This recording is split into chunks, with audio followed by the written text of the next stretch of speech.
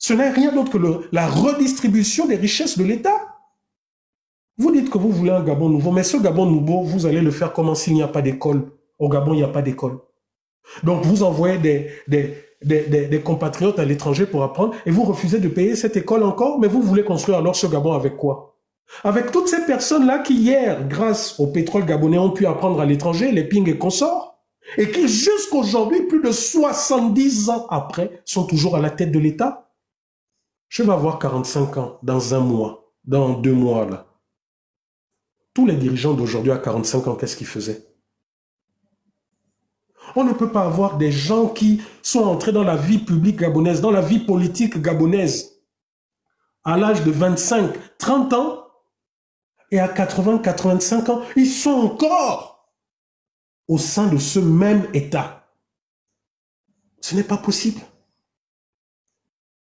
Vous qui supportez M. Oligui comme jusqu'à vous qui ne supportez pas qu'on critique M. Oligui et autres, mais vous trouvez normal que ce monsieur qui dit être là pour le nouveau Gabon puisse continuer de travailler avec des gens qui sont les responsables de la déchéance du Gabon? Pendant toute la transition, lorsqu'on vous attaquait, vous avez trouvé comme raison Ali Bongo, Ali Bongo. Quand vous avez trouvé un pays en lambeaux. Mais ce qui est bien, c'est que c'est vous-même qui êtes sorti et qui avez dit aux Gabonais qu'en deux ans, vous avez fait ce qu'Ali et Omar Bongo n'ont jamais pu faire. En 2 ans. C'est vous, devant la presse, qui avez dit que, et devant tous les Gabonais, qui avez dit que vous avez remboursé la dette du Gabon. Mais pourquoi aujourd'hui nous assistons encore à la SEG? Regardez, comme ma soeur princesse de Souba l'a fait noter, comme nous tous nous l'avons noté, il a fallu que madame la ministre du Dialogue National, qui est devenue secrétaire générale de la présidence, madame Minkwe, fasse sa sortie pour dire que les gouvernants, le directoire provisoire de la SEG voit ses missions prendre fin dans quelques jours, que subitement, en l'espace de quelques heures, nous reconnaissions les coupures à n'en plus finir. Et que plus tard, on nous sorte un communiqué pour nous dire c'est un sabotage, pour nous dire. Mais n'est-ce pas là l'expression de ce dont je vous parle? Si je me mets du côté du gouvernement qui dit c'est un sabotage, mais n'est-ce pas ça, ces réseaux de corruption qui, tant qu'ils sont là, ben, ils mangent l'argent et dès l'instant où on veut les déboulonner, allez, coupure sur coupure. Mais c'est vous qui, lorsque nous sortons pour vous parler de ça, pour vous dire qu'il y a ces réseaux que vous ne voulez pas déboulonner, vous envoyez votre petite main sur les réseaux sociaux nous insulter. Oh, les activistes sont impolis. Oh, les activistes ceci. Oui, c'est pas faux. Beaucoup d'activistes manquent souvent de maturité ou de lucidité. Mais ce n'est pas parce que souvent dans leurs messages, oui, je le reconnais, ce n'est pas parce que certains parmi nous dans leurs messages vont faire preuve d'indélicatesse en vous insultant, ce n'est pas parce qu'ils le font que ce qu'ils disent est faux. Parce que voilà la réalité. Est-ce les activistes que vous insultez, que vous traitez de tous les noms qui sont responsables là aujourd'hui de la SEG? Ça fait 18 mois. Mais pourtant, les audits qui ont été faits ont révélé qu'il y a eu des réseaux mafieux au niveau de la SEG. C'est vous-même qui l'avez dit.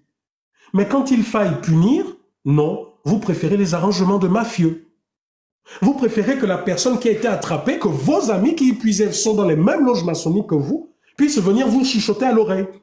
Oh non, frère, non, c'est bon, tu m'as attrapé. Bon, écoute, sur les 100 milliards que j'ai volés, là, je peux donner 10 milliards. Bon, ok, donne. Comme moi, je dois construire des routes, le peuple doit voir que je fais. Bon, écoute, donne, mais, voilà. Est-ce que c'est ce que la loi dit? Voilà pourquoi moi, ça m'amuse quand je vois aujourd'hui M. Akouré. Ça m'amuse. M. Akouré d'Avin qui s'est présenté comme un légaliste, comme celui qui. Mais aujourd'hui, regardez ce qu'il est. Il a fait comme aussi l'autre, M. Ngonjou. Rappelez-vous, en 2016, lorsque le pouvoir a volé les élections, le premier qui a informé le peuple gabonais, c'est qui? On m'a signalé sur Facebook. On vient de me signaler sur Facebook, ça s'est arrêté. Quelqu'un demande... Le Gabon. Je relance sur Facebook. On vient de me signaler sur Facebook. Mettez des cœurs et tapotez la famille.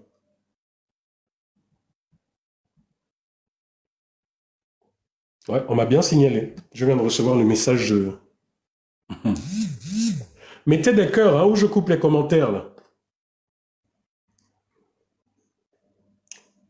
Donc, où j'en étais? Oui, je vous disais, ce sont eux-mêmes, non, qui ont fait l'audit. Combien d'audits ils nous ont dit, là? Oh, l'audit de la SEG, oh, l'audit du pétrole, oh, l'audit de la fonction publique. Oh, on est où aujourd'hui? Qu'est-ce qu'ont donné ces audits? Ces audits sont où? Ces audits sont où? Est-ce que vous avez entendu qu'il y en a qui ont été arrêtés, qui doivent rendre des comptes? Non, parce que tout simplement, entre voleurs, ça se protège. Monsieur Ngonjou, merci de me rappeler. Monsieur Ngonjou, qui a été le premier à informer les Gabonais du vol. C'est ce même monsieur Ngonjou aujourd'hui qui regarde les activistes de haut, qui regarde les gens des réseaux sociaux de haut. Mais pourtant, quand il s'est agi d'informer le peuple gabonais, c'est à travers ces mêmes réseaux sociaux. C'est à travers les réseaux d'activistes, les Dana, les Tata Huguet, tout ça, qu'aujourd'hui, ces gens-là insultent comme c'est pas possible. C'est à travers eux. Mais honte sur vous, monsieur Ngonjou et tous les autres, qui avaient manipulé le peuple gabonais. Honte sur vous qui vous êtes fait passer par des opposants à la mauvaise gouvernance. En réalité, vous étiez des opposants à Ali Bongo et non pas au système. Parce que ce système demeure et vous refusez de le combattre. Honte à vous. Monsieur Akouré Davin, vous êtes venu devant les Gabonais. Oui, 1 kilomètre pour 7 ans, etc., etc. Où vous êtes? Aujourd'hui, vous êtes au pouvoir. Vous avez les pleines commandes, les pleines commandes pour ramener de l'ordre, pour que ceux qui ont commis des impairs puissent rendre justice. Mais qu'est-ce que vous faites? Vous vous attelez à ne pas déranger les proches, parents, amis de tous ceux qui font partie de ce pouvoir, de ce système, et notamment de ceux qui vous nomment. Hein? Et quand on vous interpelle, c'est encore vous les mêmes qui sortez des belles paroles. Oh, la justice, c'est pas le spectacle. Oh, la justice, c'est pas à travers les réseaux sociaux. Sur Facebook, mettez des cœurs, le live a été signalé. Voilà pourquoi je l'ai relancé. Donc sur Facebook, mettez des cœurs, tapotez, mettez des cœurs. Sinon, on coupe et tout le monde bascule sur TikTok. Hein? Que ça soit M. Ngonjou, que ça soit... Rappelez-vous, même M. Francis Nkea à l'époque, vous vous rappelez? Avec cette vidéo, dites aux Gabonais que la récréation est assez terminée. Hein? Que vous qui avez volé, allez-y dire que Francis Nkea a dit la récréation est assez terminée. 48 heures après, c'est le même Francis Nkea qui est venu présenter des excuses devant les Gabonais. Vous vous rappelez? Mais pourquoi cet avocat brillant, M. Nkea, qui n'avait pas eu peur sous Ali Bongo de critiquer, de dire « ah, machin, etc. » 48 heures après, il est venu s'excuser en disant « oui, non, voilà, etc. » Mais parce que ce système demeure. Sylvia Bongo n'est plus là. Ali Bongo n'est plus là. Les Océnies ne sont plus là, mais le système Bongo demeure. Bonsoir, ma grande sœur Léonie. Le système Bongo demeure. Et vous tous qui vous identifiez à Brice Clotaire Oligui, je vais vous dire une chose. Vous qui avez voté Oligui, vous l'avez voté soi-disant parce que c'est lui qui a réussi à enlever Ali Bongo, à faire un coup d'État sans effusion de sang, etc. Oui, c'est beau, c'est joli. Mais la suite, où nous en sommes, tant que les mêmes qui étaient avec Ali Bongo, qui volaient, qui plaçaient leurs parents et amis, tant que les mêmes seront là, dans 5 ans, vous-même, vous allez commencer à écrire « Ah, les activistes là avaient raison ». Quel est le système? C'est maintenir une partie de la population dans la pauvreté. Comment on maintient cette partie de la population?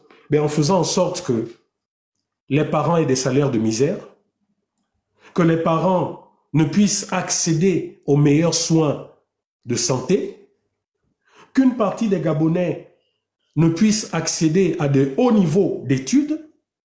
Comment faire perdurer ce système? C'est de faire en sorte que toutes les bourses qui puissent permettre d'apprendre dans des établissements de renom soient attribuées à ces enfants.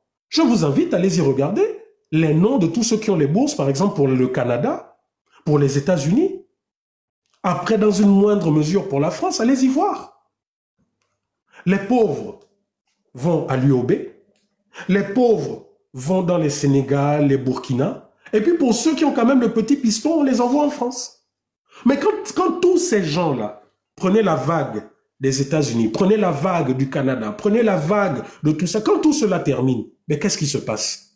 Il se passe que vous avez les enfants de ces mêmes gens du système, les enfants de ministres, Quand ils arrivent, ils n'ont jamais travaillé au Gabon, ils n'ont jamais travaillé dans la fonction publique. Ils arrivent, les uns deviennent directement ministres, les autres deviennent directeurs de ceci, directeurs de cela. Non pas parce que c'est des gens brillants, mais parce que tout simplement, c'est le renouvellement de la classe de ce système. Est-ce que les choses sont en train de changer sous M. Oligui? Vous qui aimez dire oui, nous aimons taper, nous aimons critiquer. Est-ce que les choses ont changé? Dites-moi. Est-ce que vos enfants qui sont là, mais regardez vous-même, le général Oligui lui-même, ses enfants apprennent, ou même au Gabon, ses enfants n'apprennent pas dans les bas quartiers, n'ont jamais appris dans les bas quartiers, parce que tout simplement, lui-même a bénéficié de ce système à travers Omar Bongo. Donc quand on se lève pour venir dire, ok, c'est bien de nous chanter, oh, 5e République, d'accord, mais maintenant sur le terrain, qu'est-ce qui change? Quand on vient nous dire, oui, comprend Ebomaf parce qu'il n'y a pas de main d'œuvre, mais enfin, expliquez-nous comment le Burkina Faso qui avait un niveau plus bas que le nôtre est passé devant depuis les années 60. Depuis les années 60, avant même l'indépendance du Gabon, on ne fait que faire venir des ressortissants ou des entreprises étrangères au Gabon, toujours sous le fallacieux prétexte qu'il n'y a pas de main-d'œuvre au Gabon. Mais les milliers d'étudiants qui sont allés apprendre au Gabon dans tous les domaines, ils sont où? Expliquez-nous. Expliquez-nous, ils sont où? Quand j'entends le ministre des Mines qui sort, qui dit non, il manque des ingénieurs en mines, il manque ceci, cela, alors que, au même moment, quand il fait cette déclaration, vous avez des centaines et des centaines d'ingénieurs gabonais de mines qui sont là au chômage. Je dis, mais il y a un problème.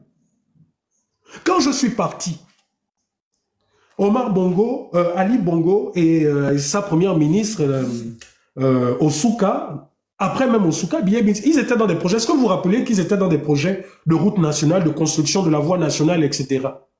Mais là encore, allez-y. Les ouvriers, c'était des Malaisiens, c'était des Indiens. Mais où en sommes-nous? Où en sommes-nous? Une chose encore que je reproche à ces dirigeants. Vous nous dites que nous sommes dans la Nouvelle République. Vous nous dites que nous sommes dans une nouvelle manière de gouverner. C'est à quel moment que vous nous faites l'état des lieux du pays? C'est à quel moment que vous nous dites, secteur par secteur, dans quel état est le pays?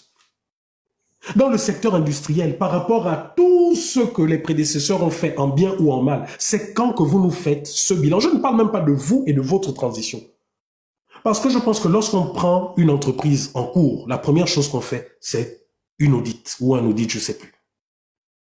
C'est la première chose qu'on fait. Dites-nous dans quel état se trouve le pays avant même votre transition. Parce que si vous venez juste nous répéter que le pays est à terre, nous tous, on le sait. Tous les Gabonais savent que les Bongos ont détruit le pays. Nous le savons tous. Mais dites-nous de façon technique. Nous devons quoi à qui? À quelle entreprise?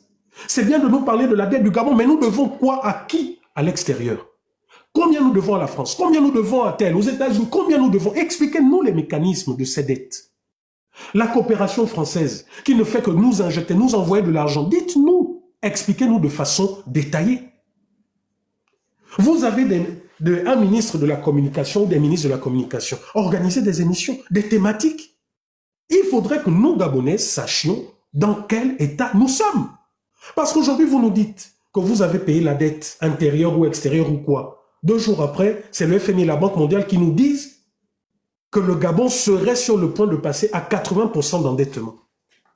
Conséquence sera 100% qu'à ce moment, vous allez dire non, en fait, vous avez essayé, mais c'est à cause des Bongos. Les mêmes Bongos que vous avez refusé de juger, toujours à cause de ces arrangements mafieux. Mais arrêtons. Il y a quelques années, Ali Bongo a décidé de créer la GOC et autres, la GOC. Mais qu'est-ce qu'a été la GOC? La GOC a été pour Ali Bongo et pour tout son système, ce qu'à l'époque Air Gabon, Agro Gabon, Ciment du Gabon étaient pour le pouvoir. C'était des entreprises qui généraient énormément d'argent, mais une grande partie de cet argent était détourné. Air Gabon est tombé en faillite. Pourquoi? Pourtant, c'était des entreprises fleurissantes. Mais parce que tout simplement, Air Gabon, c'est comme aujourd'hui, vous voyez la SEG. Vous avez le monopole national, vous avez des milliards et des milliards, mais qui sont détournés. Il y a quelques jours, j'ai republié l'audit de Gabon Oil Company. Mais qu'est-ce que cet audit nous dit, nous montre? concernant son ancien dirigeant Arnaud Nganji. Des milliards et des milliards qui sont sortis sans justification. Lui-même, Arnaud Nganji, dans ses comptes bancaires, je crois que c'était 4 ou 6 milliards qui ont été mouvementés. Ce n'est pas Rekula qui le dit, Rekula que vous insultez, je suis aigri, je suis tout. Les preuves sont là, vous là, les bâtisseurs ou je ne sais trop quoi. Vous, tous les supporters des bâtisseurs, là.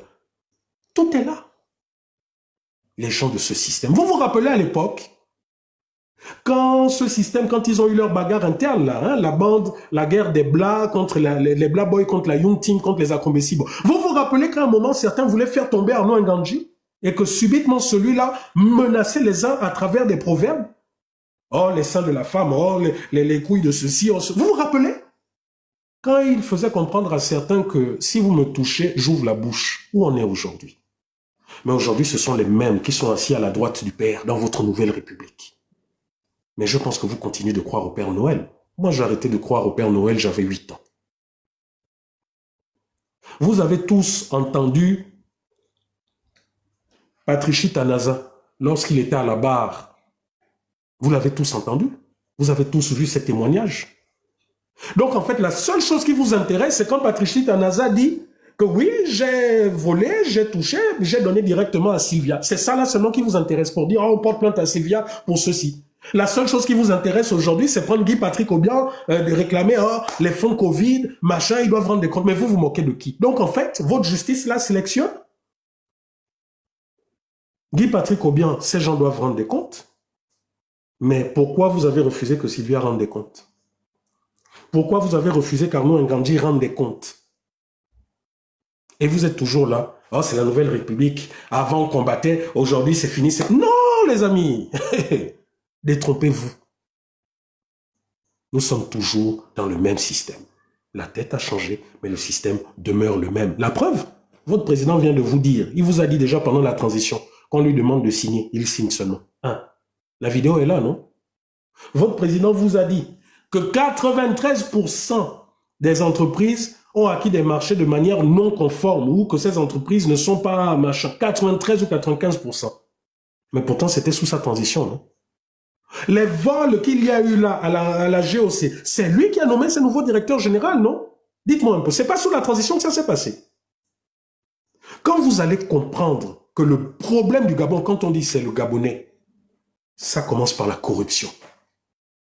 Tant que nous serons toujours dans cette optique où, parce que ton parent est ministre, ton parent est DG, comme c'est lui, c'est ton parent, je peux fermer les yeux et prendre, ben, sachez que là, toi, tu le fais, tu appliques ça pour ton parent, mais l'autre appliquera la même chose pour son parent, mais qui se trouve au tribunal, qui se trouve ici, qui se trouve là. Vous savez ce que crée la corruption? Il y a quelque temps, je suis tombé sur une histoire. Vous savez, il y a des fois, je dis, je ne vais pas parler des problèmes des Gabonais, surtout les problèmes personnels, mais il y a des fois, souvent. Il y a quelque temps, je suis tombé sur une histoire. Une maman gabonaise qui a son enfant qui est tombé malade, eh bien, qui l'amène à l'hôpital se faire soigner. C'est un problème d'urètre, un garçon. Donc, l'urètre, c'est le canal à travers lequel on fait pipi, etc. Ce garçon allait se faire opérer pour ce problème. Il est sorti de la salle d'opération avec un rein en moins. Un rein en moins. Alors que ce n'était pas prévu. Aujourd'hui, ce garçon a 14 ans. Il a tous les problèmes du monde depuis cette fameuse opération. La mère, hein, naturellement, qu'est-ce qu'elle a fait? Tribunaux, machin. Les tribunaux lui ont même donné raison, hein, pour une fois. Mais, abandonnée à elle-même. À un moment, on l'a même envoyée en France avec l'enfant. Au bout de 2 mois, abandonnée à elle-même. Mais vous comprenez que lorsqu'on est dans un pays où la corruption s'exerce comme ça, parce que les professionnels de la santé, lorsqu'ils commettent des erreurs, ils ont des contacts au tribunal et vice-versa. Comprenez que même vous, aujourd'hui, qui faites semblant de ne pas comprendre ce que je dis, vous n'êtes pas à l'abri de ça. Tu vas tomber malade parce que la maladie ne prévient pas. Te voilà, tu t'en vas à tel hôpital. Le moindre petit truc, ou je ne sais pas où si le truc est grave, on va te dire non, payez d'abord les compresses. Mais madame, je suis en train de me vider de mon sang. Vous me demandez d'abord d'aller à la caisse, d'aller faire ci, d'aller faire ça. Combien de Gabonais sont morts dans ce genre de cas? Combien? La malgouvernance? Mais c'est lorsque une enveloppe est destinée à construire des routes dans tel village ou dans telle province et que cette enveloppe est détournée. Et que lorsque quelqu'un est malade, il n'y a pas de route, on est obligé de le porter. Comme vous avez vu, ce regretté, ce compatriote, qu'on a porté depuis dans l'Angounier là-bas, hein, jusqu'à Koulamoutou, jusqu'à Franceville, tout ça qui est mort. Vous vous rappelez de cette image? C'est la même corruption qui fait en sorte que comme il y a les budgets d'entretien de route, de ceux-ci sont détournés, qu'il y ait des gens, qu'il y ait par exemple une seule route. Je vous ai dit, j'ai vu de mes yeux, c'est pas qu'on m'a raconté. Vous savez l'avantage d'avoir fait tout le Gabon plusieurs fois, c'est que j'ai vu des choses. Et pour le malheur des gouvernants, étant des médias, ces choses que je voyais, je filmais. Je dis qu'il y a, c'est en 2020 ou 2021. Me voilà, je reviens de mission de l'intérieur du pays. Je suis à Ebel à Banga. Voilà un grumier, un camion qui portait des grumes, dont le chargement s'est voilà, déboîté et il a bloqué le pont. Vous savez que le pont d'Ebel à Banga, c'est un véhicule à la fois. Donc si vous venez de Libreville, vous devez attendre que ceux qui viennent de l'intérieur passent et vice-versa. Mais cette fois-ci, voilà que le camion était bloqué. Et donc, embouteillage sur des kilomètres. Bref, je suis là, à quelques centaines de mètres du pont. J'entends soudainement des cris d'une maman, les pleurs, mais comme c'est pas possible. C'était quoi? Sa petite fille qui venait de rendre l'âme, là, sous nos yeux. Sous nos yeux. Parce que, parti de Kango, c'était Ndjolé, non, parti de Ndjolé, l'hôpital de Ndjolé n'avait pas de médicaments, était incompétent pour traiter le neuropalu qu'ils avaient diagnostiqué sur cet enfant. Donc, il renvoyait la grand-mère qui avait l'enfant qui avait été confié par sa fille. Confié par sa fille, en vacances pour 2 semaines. Donc, la voilà qui l'amène maintenant, qui l'achemine par des moyens détournés dans un clando, qui l'amène à Lambaréné. Et ils ont dû attendre sur ce pont pendant plus d'1 heure jusqu'à ce que l'enfant rende l'âme. Bonsoir, Tata. Donc, vous comprenez que la corruption aurait voulu, s'il n'y avait pas de corruption, tous les nombreux budgets de routes, de machin, auraient fait en sorte qu'il y aurait plusieurs routes pour accéder à une province. Or, malheureusement, nous sommes dans un pays, pour ceux qui font le pays, vous verrez que la plupart des grandes villes, pour y accéder, il y a quasiment une seule route. Quand cette route a un problème, c'est tout le pays qui s'arrête. Coupez seulement là, Ntoum là, ou même là, en coq, vous coupez là, c'est fini. On ne peut plus accéder au pays. Et voilà des réalités. Donc vous pouvez parler, venir faire tous les beaux projets comme j'ai vu là qui ont été commencés. Hein, Ali Bongo, et regardez, hein, hier Ali Bongo c'était des agences. Agences de ceci, agences de cela. Aujourd'hui, on ne parle plus d'agence, on parle maintenant de fonds. Oh, fonds de ceci, fonds de cela. Les ministères servent à quoi? Vous nous ressortez encore l'histoire des agences, des fonds?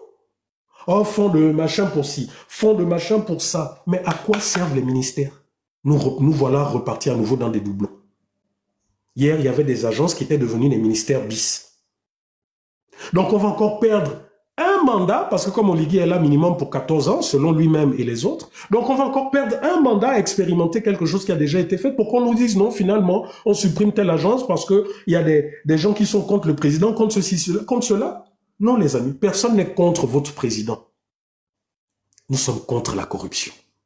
Et tant que cette corruption sera là, le général Oligui pourra faire tous les beaux plans qu'il veut. Je vous dis, j'ai suivi un peu les communiqués, les fonds, ceci, c'est très bien. C'est très bien. Mais ça ne marchera pas. Non pas parce que je le souhaite, mais parce que le système de corruption qui a détruit le Gabon est toujours en place. Parce que le système qui veut qu'on place les parents, les amis, est toujours en place. Oui. Parce que le système qui veut que nous, les enfants de pauvres, nous soyons toujours ceux-là, la main tendue, là dont parlait le général Oligui, ce système est toujours en place. Il n'y a aucune raison que le Burkina Faso qui est là à côté, qui est en guerre, je dis bien qui est un pays en guerre, et qui est plus pauvre que le Gabon, a mis en place un système de restriction qui est non seulement qui a tapé sur la corruption, mais qui ont payé leurs dettes. Le Burkina Faso, dont on nous disait que c'est un pays pauvre qui n'existait que grâce aux subventions de la France et autres, a dit à la France, non, c'est bon, votre aide, gardez. On va se battre en peu de temps, 2 ans, comme vous. Ils ont relevé leur économie, l'industrie. Et les voyants aujourd'hui qui s'industrialisent, qui n'ont pas besoin de prêts. Mais ça ne vous sert pas de leçon. Vous ne comprenez pas que donc notre problème au Gabon, mais ce n'est pas Ali Bongo, ce n'est pas Sylvia, mais c'est ce système qui demeure. Tous les voleurs qui étaient avec Omar Bongo, les mêmes sont là. Tant que le général Oligui ne voudra pas dire à ces personnes que vous avez suffisamment pris, personne ne va vous toucher, vous arrêtez, asseyez-vous, laissez-nous construire le pays. Tant qu'il n'aura pas le courage de le faire, eh bien, il fera comme il nous fait. Aujourd'hui, il nous dit A, demain, il vient nous dire le contraire.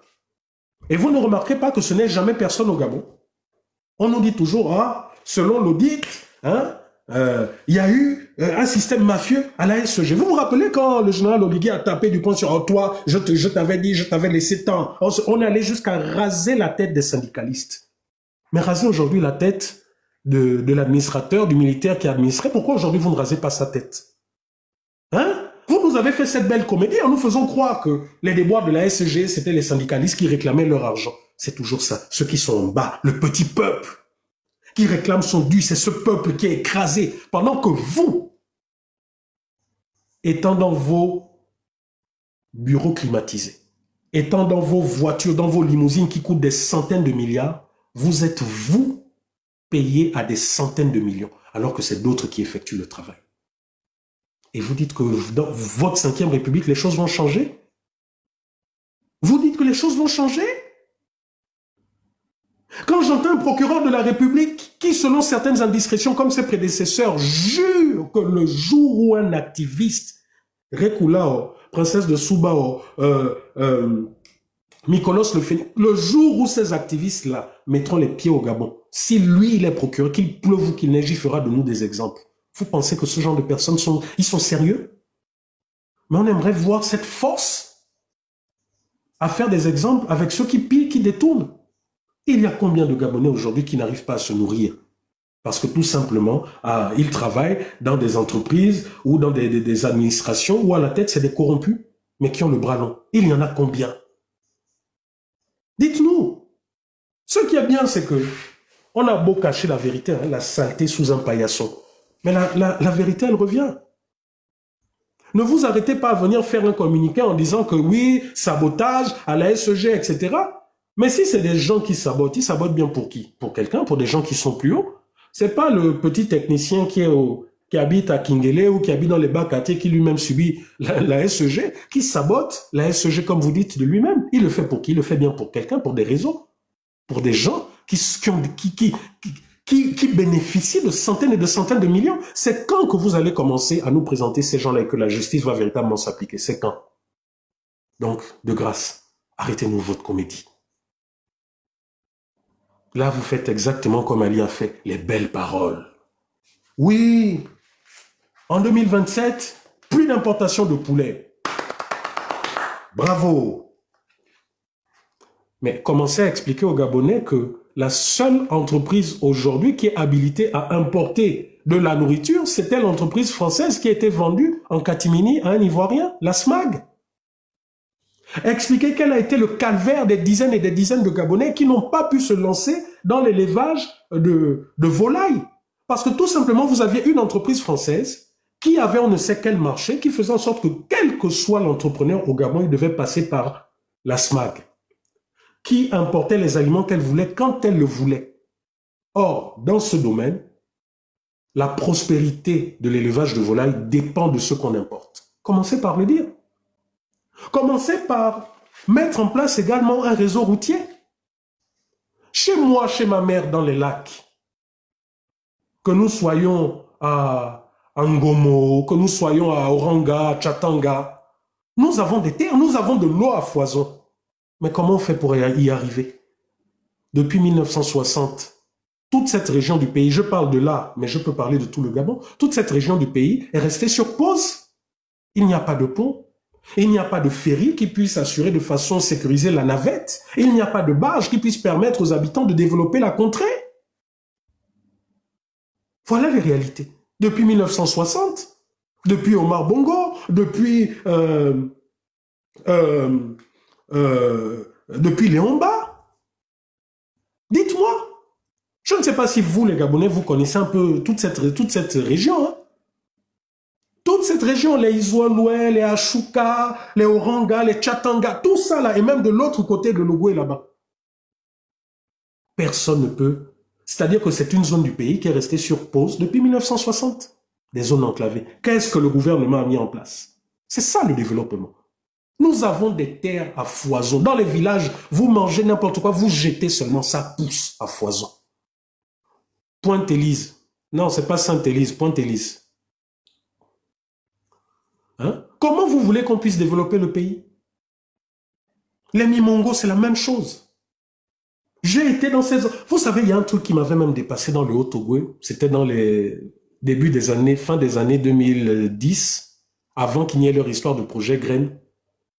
J'ai filmé des hectares et des hectares, je vous dis des hectares de plantation de manioc, là dans les hauts plateaux. Vous n'imaginez pas combien de fois les tubercules qu'il y a dans les hauts plateaux, mais c'était monstrueux. Et les hauts plateaux, c'est comme ça, à perte de vue, à perte de vue, à perte de vue. Non.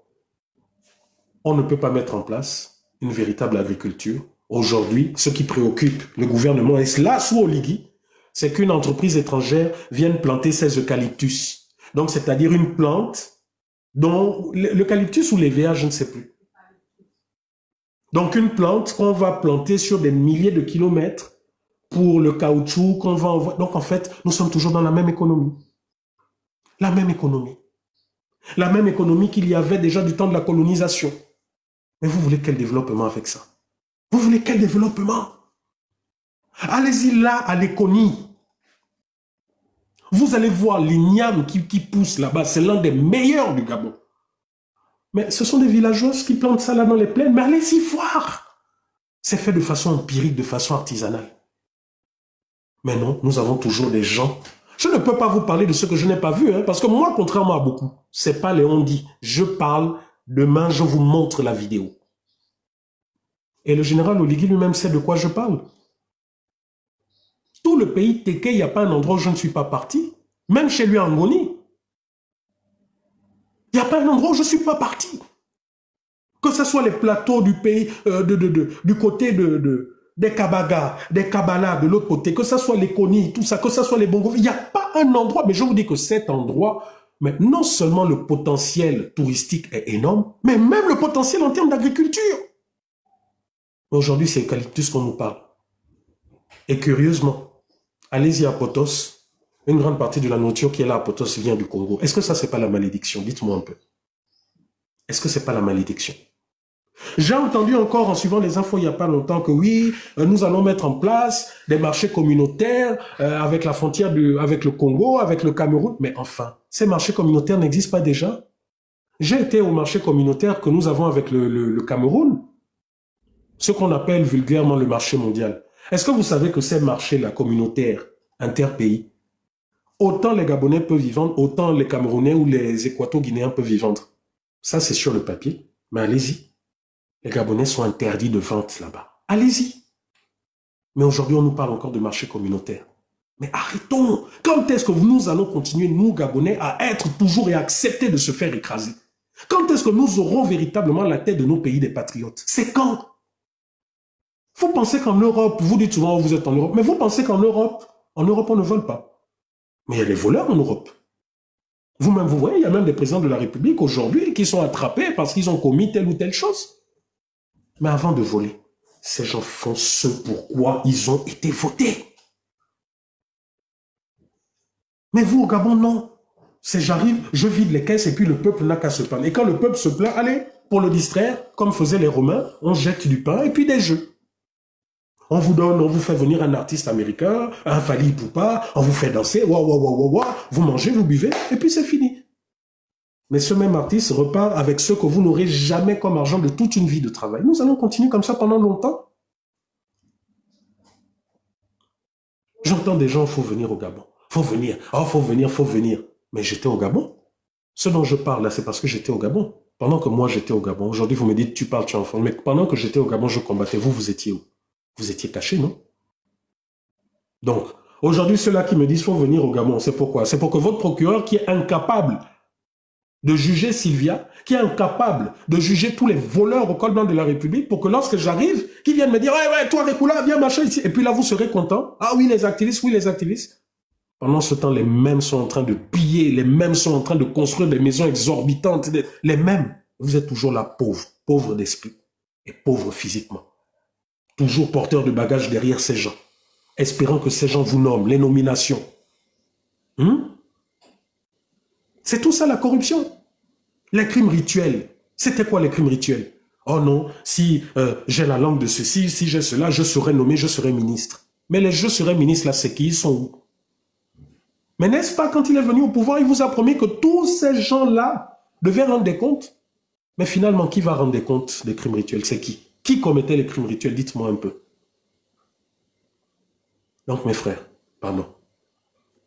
Chacun, là, dans cette 5e République, là, quand je vois, c'est chacun fait tout pour manger là où il peut. La réalité, c'est que le reste, là, vous vous en foutez. Parce que le Gabon demeure dans le même état. Le secteur pétrolier est toujours aussi corrompu. Les Gabonais qui sont là-bas, qui sont considérés comme des ouvriers, ce sont eux qui font tout le travail, mais c'est d'autres qui récoltent. Des Français qui viennent, qui ici en France ne sont souvent même pas ingénieurs. Quand ils arrivent là-bas au Gabon, c'est des patrons. Allez-y voir, allez-y demander aux pétroliers qui sont là-bas. Ce sont eux qui font tout le travail, ce sont eux qui apprennent même le travail à ceux qui viennent de France, qui sont censés les former.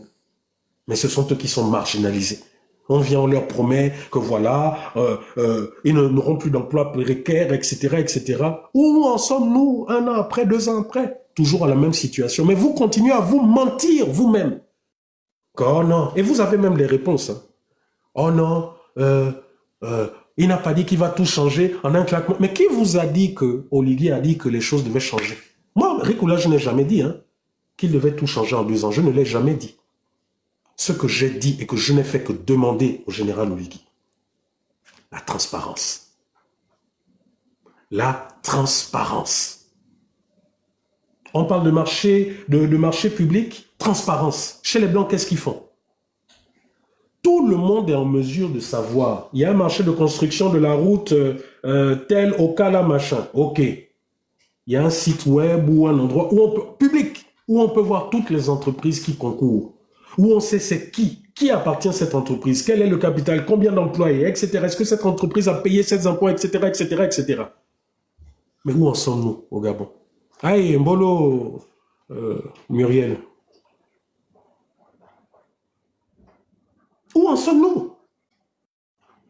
Nous sommes dans cette nouvelle république des nouveaux riches. Quand vous avez des gens qui, de toute leur vie, n'avaient jamais pensé, à cause du système Omar Bongo, qui n'avaient jamais pensé être députés, qui n'avaient jamais pensé être sénateurs. Mais aujourd'hui, du jour au lendemain, ils sont députés, ils sont sénateurs. Qui gagnent des millions. Vous ne pensez pas que ces personnes sont prêtes à tout pour garder cette position?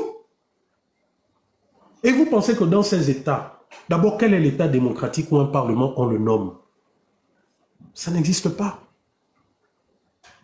Parce que surtout dans notre culture, nous nous sentons toujours redevables de celui qui nous donne. Ne vous rappelons pas, rappelez-vous qu'on nous a parlé de la main tendue.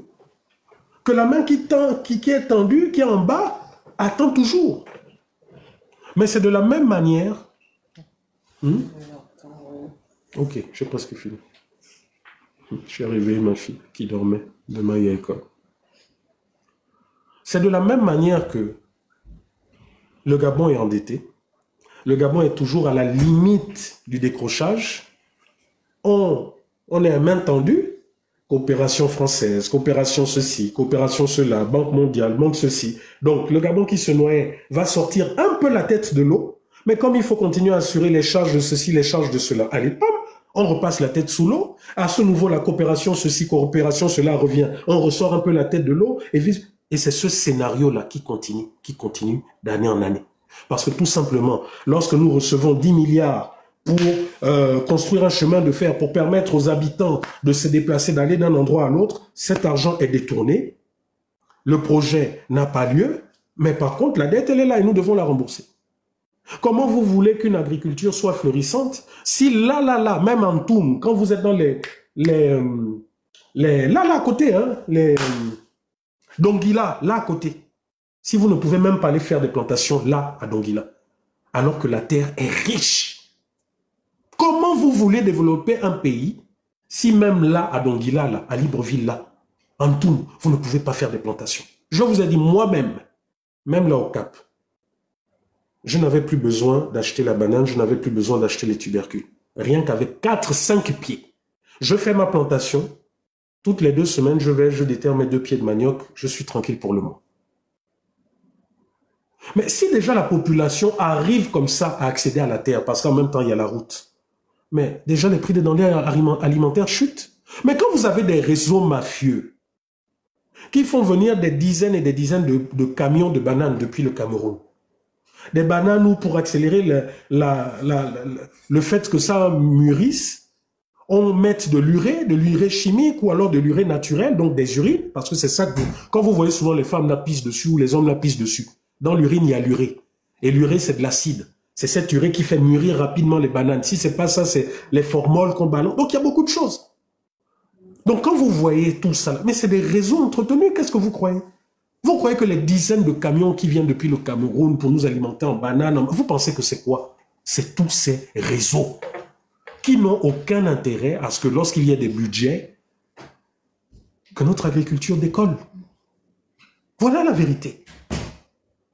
Lorsque vous regardez tous ces immeubles-là, regardez au bord de mer, regardez à Glace, à Lala, tous ces endroits, regardez les buildings qui construisent, mais vous pensez que qui vit là-dedans?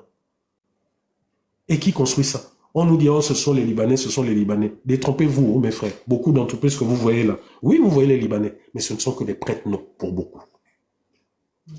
Beaucoup de Libanais, les grosses entreprises que vous voyez là, oh, c'est pour les Libanais, oh, les familles telles, telles. Faut pas suivre. C'est des prêtres, non. Beaucoup là, c'est les mêmes gens que vous voyez là. Certains sont ministres, certains sont directeurs de ceci, ce sont les mêmes. Ce sont les mêmes qui n'ont pas d'intérêt à ce qu'il y ait des programmes comme il y avait à l'époque l'ASNI. Ce sont les mêmes, comme à l'époque Mboranto, qui n'avaient... Comment vous pouvez expliquer que vous êtes président de la Cour constitutionnelle? On doit faire soi-disant des travaux de la Cour constitutionnelle. Et puis la Cour constitutionnelle est délocalisée chez vous, dans votre immeuble. Vous êtes président de la Cour constitutionnelle et puis l'État gabonais vous paye tous les mois un loyer pour l'immeuble que la Cour constitutionnelle loue, qui est le vôtre. Mais faites ça aux États-Unis, faites ça en France. Ça s'appelle un délit d'initié. C'est la prison. Mais chez nous, c'est normal. C'est tout à fait normal. Vous êtes juge et parti au Gabon, c'est normal. Vous pouvez être ministre, soi-disant de l'économie, et puis vous êtes toujours, au moment où vous prenez vos fonctions, vous êtes toujours président d'une banque. Et puis vous dites, non, les choses vont se faire, on va faire la passation. Ah bon? Vous-même, vous avez vu, Elon Musk a fait la campagne avec Trump, machin. Quand il est allé à la Maison-Blanche, vous avez vu qu'il était président de ces groupes. Il était obligé de tout laisser. Mais la médiocrité lui-même aussi le rattrapant. Vous avez vu hier, il a été obligé de démissionner, laisser la politique et repartir à ses affaires.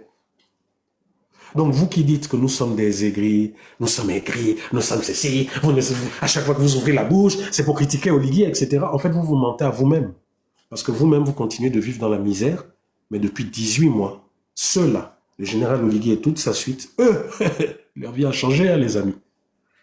Tant que vous serez toujours là, vous n'aurez pas une considération pour vous et pour votre pays. Tant que vous ne vous direz pas qu'en 6 mois, je dis bien 6 mois, je ne parle pas beaucoup, 6 mois. 6 mois. Oui, cet immeuble est toujours loué par le Conseil d'État, effectivement. Oui, à la Sablière.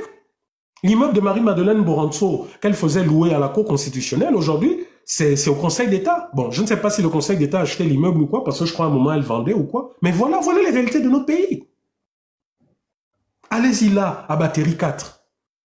Les immeubles où il y avait les ministères, où jusqu'à présent il y a des ministères, c'est qui? Les propriétés des Akrombessi, les propriétés des hommes politiques du Gabon. Le rapport de la GOC fait par le cabinet de Louat, qu'est-ce qu'il dit? Que Arnaud Ngandji a acheté à Akrombessi un immeuble à coût de plusieurs milliards et milliards et milliards. La valeur a été surfacturée de plusieurs fois. Rendez compte, non? Silence radio.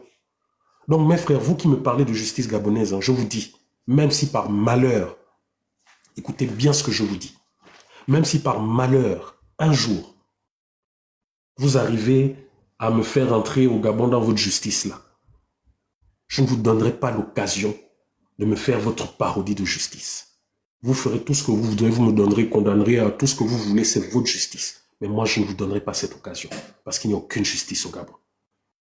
La justice au Gabon s'applique pour les voleurs, pour les braqueurs. Et encore, si ceux-là ont un parent, si ceux-là arrivent à corrompre un magistrat ou un juge, ils ne feront aucune prison. Voilà la réalité. Et je crois qu'ils vous l'ont montré là. Je crois qu'ils vous l'ont montré. Bonsoir Natou. Je crois qu'ils vous l'ont montré. Avec Sylvia. On s'est moqué, on s'est foutu du peuple gabonais. On a fait comprendre que c'était le mal du pays. Et pire, ils envoient après leurs gens dire « Ah, pour la sécurité du pays. » Ou « Elle a rendu l'argent. » Ah bon? Donc c'est ce que dit notre loi. C'est ce que dit notre loi. Vous êtes des assassins. Vous êtes des assassins. Donc la famille, merci. Merci de m'avoir... Regardez, hein.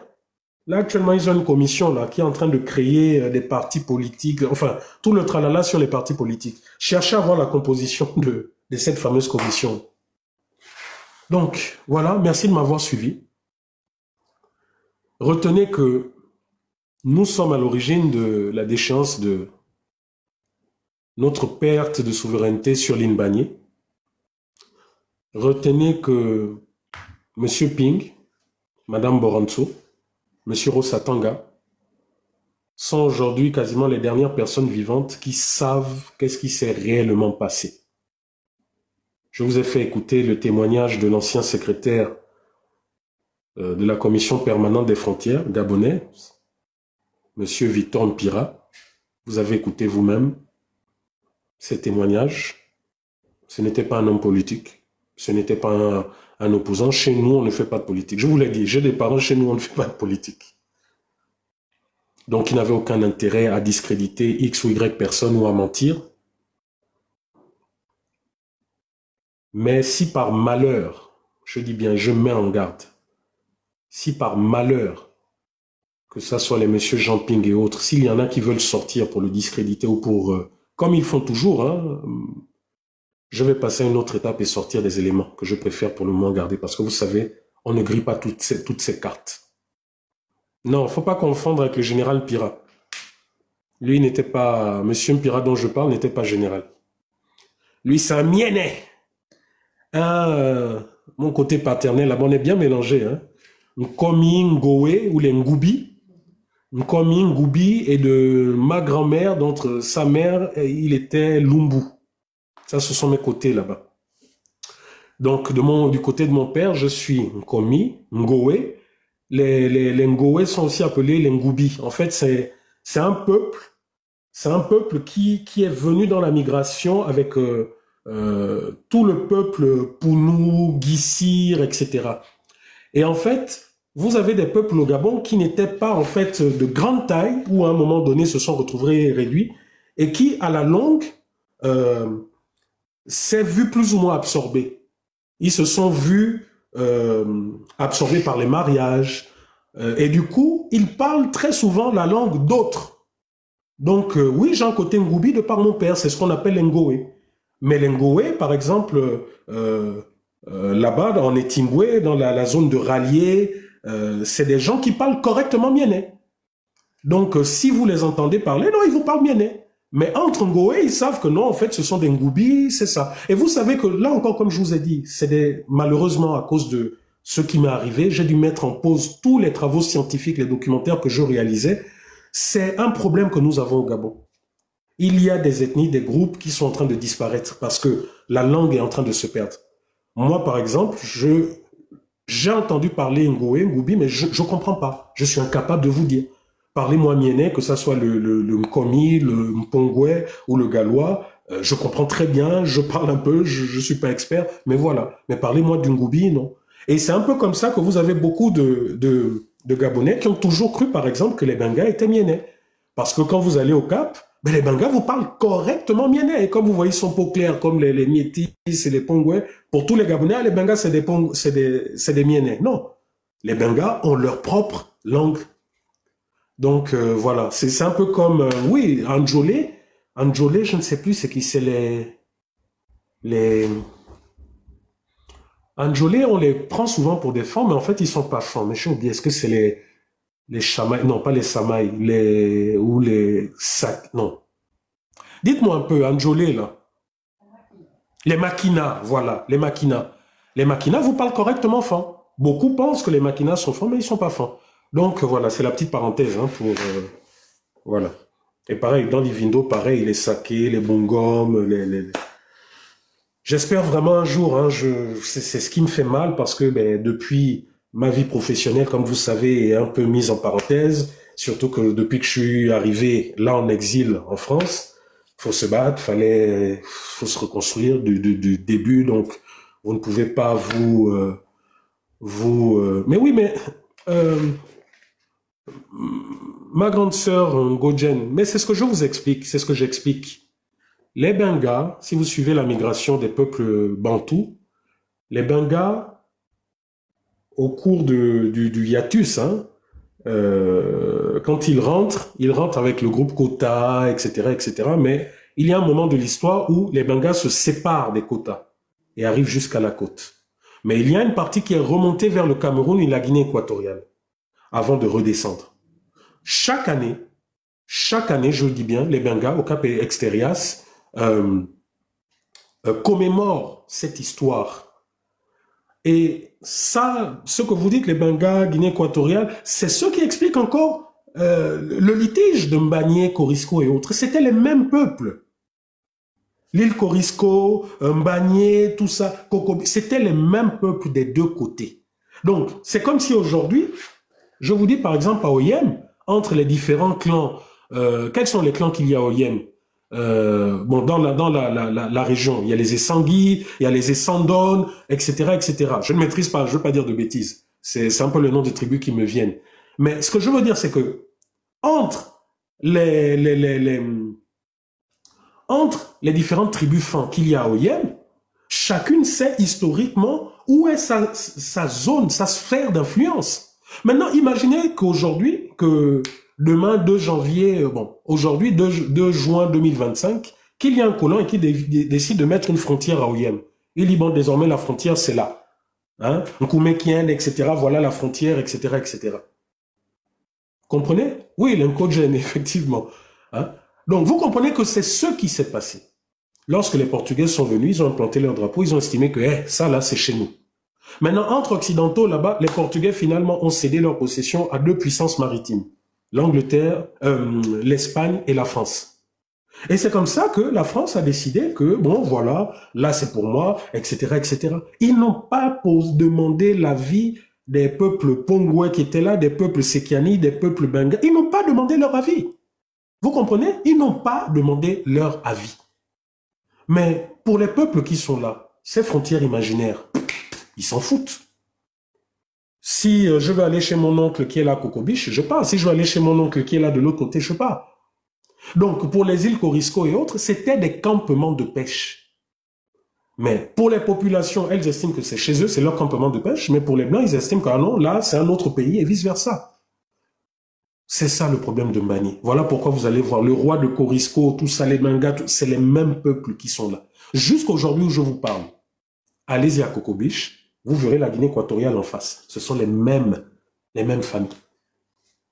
Et quand vous traversez, on ne va pas vous demander votre carte de visa ou votre quoi, parce que ce sont les mêmes familles. D'ailleurs, ce que vous ne savez pas, c'est que la loi gabonaise dit que tous ceux qui sont nés à 30 km de la frontière gabonaise de part et d'autre peuvent avoir la nationalité gabonaise. Donc, c'est-à-dire que tous ceux qui sont nés à Mongomo, sauf si je me trompe, tous ceux qui sont nés, par exemple, à Mongomo, parce que c'est la frontière et autres, peuvent revendiquer la nationalité gabonaise.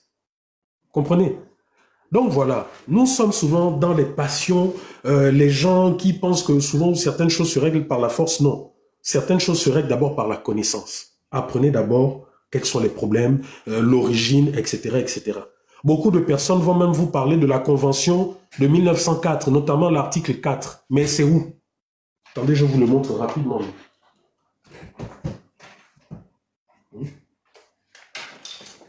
nos gouvernants vous parlent, oh, la convention de 1909, article 4, blablabla, blablabla, mais personne ne vous la montre. Pourtant, tout est là, les outils sont là, on peut vous montrer, les gouvernants peuvent communiquer correctement, mais allez-y comprendre et savoir pourquoi ils ne veulent pas. Ah, je t'ai réveillé, hein? J'ai fini mon live, les bébés.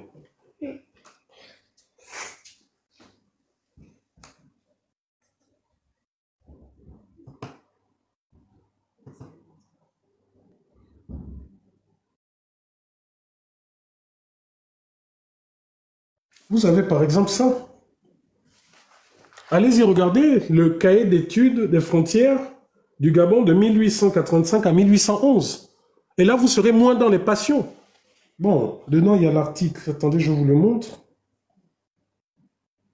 Par exemple, écrit par André Mangongo Nzambi, hein, où lui, il s'est par exemple appuyé sur les archives existantes. Tout est là, la famille. C'est nous-mêmes qui ne voulons pas, c'est nous-mêmes. Vous avez les anciennes cartographies.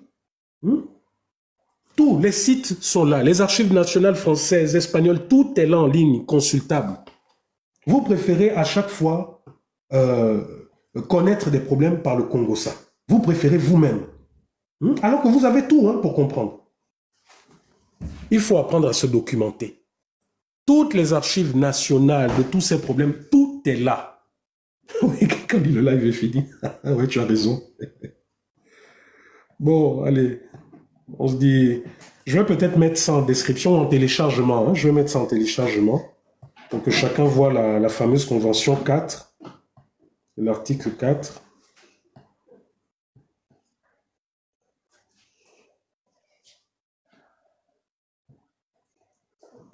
Oui, mon bébé. J'ai remarqué que parfois, quand il y a trop de trucs coincés dans ma dent, ça pique ici. Eh bien, peut-être que tu as une carie. Hein? Si tu te brosses pas les dents, on a enlevé ton appareil, non, depuis. Hein? Délimitation des frontières du Gabon. D'après l'article 4 de la Convention du 27 juin 1900, la limite entre les possessions françaises et espagnoles sur la côte du golfe de Guinée partira du point d'intersection du Taloueg de la rivière Muni avec une ligne droite tirée de la pointe Cocobiche à la pointe Diéké. Elle montrera ensuite de Taloueg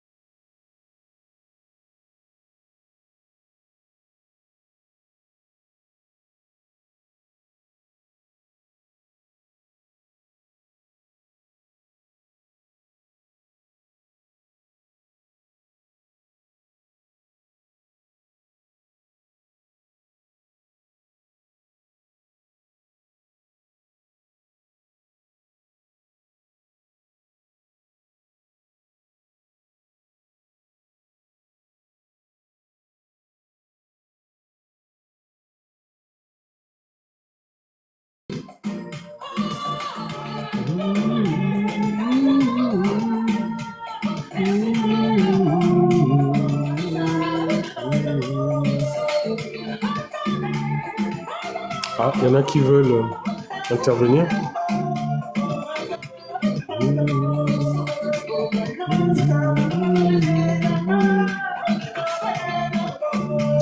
S'il y en a qui veulent intervenir, allez-y, Hervé, Inga, tu voulais intervenir, mais je n'ai pas vu ta demande d'invitation. Là, j'ai envoyé 10 minutes et puis on se dit au revoir. Hein. Il y a boulot demain, il y a école demain.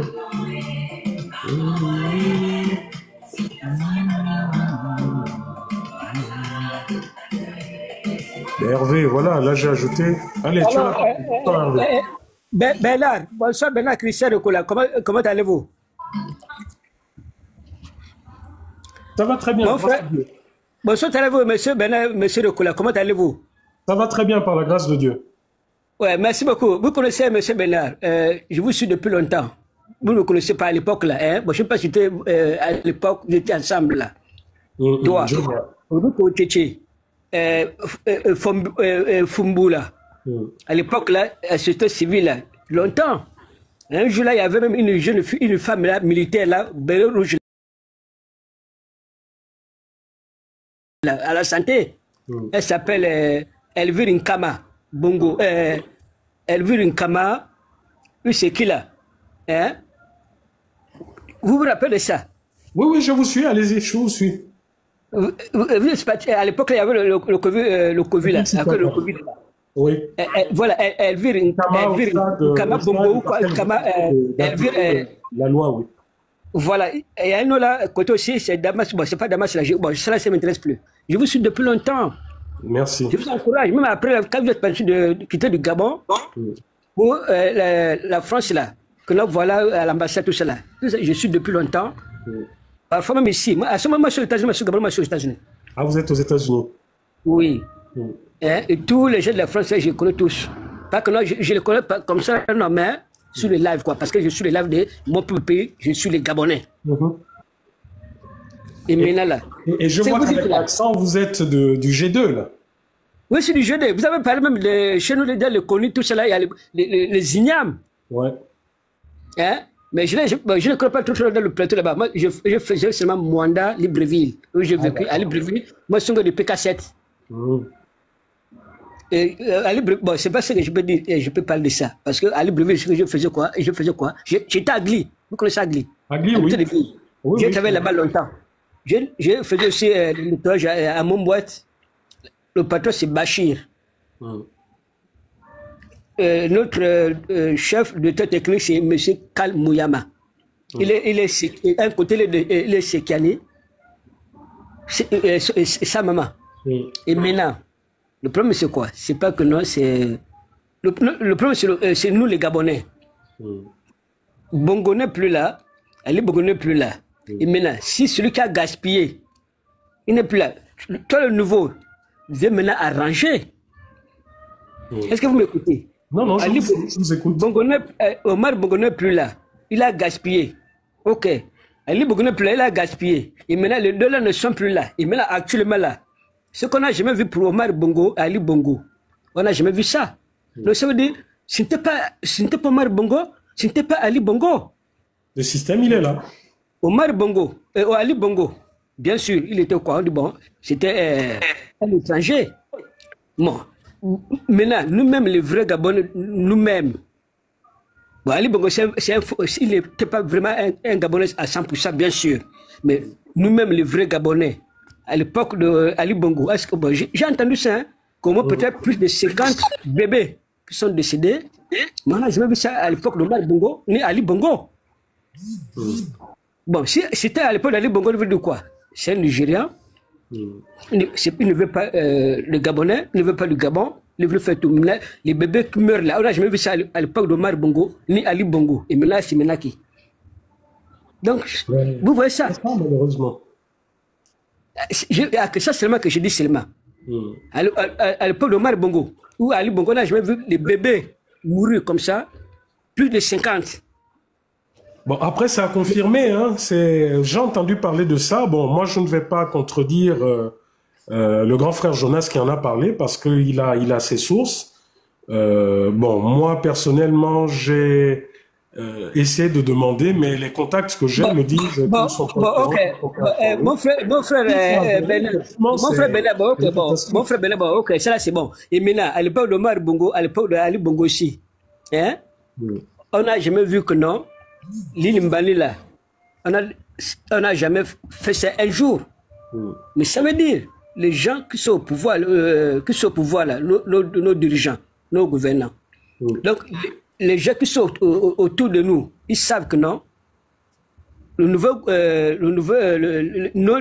nouveau gouverneur là, c'est pas le vrai. Est-ce que vous m'écoutez? Si. Parce qu'ils ont vu que non, là, les enfants, ce sont les bébés. Ils n'ont pas de pouvoir. Pourquoi à l'époque là, Ali Bongo longtemps, et plutôt Omar Bongo longtemps, et Ali Bongo qu'on disait qu'il est étranger là, il n'a pas accédé à ça. Bon, si lui-même l'a accédé, ça veut dire, oh, c'est un étranger là, il fait ça parce que c'est la légion étrangère. Il n'a pas accédé. Et maintenant, c'est maintenant nous-mêmes les vrais Gabonais, on a accédé maintenant à l'île Mbani. Mais on va dire comme maintenant. Donc, c'est pas ces gens-là, c'est pas Ali Bongo, c'est nous-mêmes les Gabonais. Et les Gabonais, c'est que ce sont nos dirigeants. Ouais. Est-ce que vous m'écoutez, M. Bernard? Très bien, on va voir maintenant pour la suite. Tout a été dit, on va voir. Bon, on espère qu'ils vont être depuis longtemps, on n'a pas fait ça. Depuis longtemps, on n'a pas fait ça. Mais c'est actuellement là qu'on fait ça. Ça veut dire, les gens d'avant, bon, nos gens d'avant, bien sûr, aussi, il y avait des bêtises, quoi. Mais ils étaient comme, ils avaient de l'influence. Est-ce que vous m'écoutez? Mais là, très bien, même. Très bien. Ça fait honte. Oui, c'est États-Unis, mais c'est honte, quand même. Ouais. Ok, merci, monsieur Hervé. Normalement, c'est pas que non, je félicite Ali Bongo, quoi. Mais Ali Bongo avait une carrière quand même pour ça, parce qu'il n'a pas fait ça, ce genre de choses. Non, ça, la vérité, bon à dire, hein. Ali Bongo, c'est quelqu'un, il n'a pas fait ça. C'est là, respecter ça, on respecte ça. On ne peut pas vendre le territoire. Si quelqu'un vend ça, ça veut dire que la personne là, c'est pas une bonne personne, la personne est faible. Pourquoi Obiangama n'a pas fait ça à l'époque d'Ali Bongo? Il a vu que lui là, je ne peux pas blaguer avec lui. Mais pourquoi actuellement l'île Mbani c'est déjà parti? Mais c'est pas parti, hein? Sauf que la population s'élève.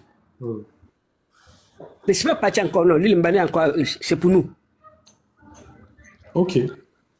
Ok, donc il y a deux personnes qui ont demandé. On va les... Merci, mon frère, monsieur Bernard. Merci à vous. Pas de problème, que Dieu vous garde. Merci beaucoup, mon frère. Merci à vous également. Il y a deux personnes qui ont demandé à intervenir. Donc allez-y rapidement et puis on va se dire au revoir. Madame Hermine et monsieur User 77. Ou bien c'était des demandes par erreur.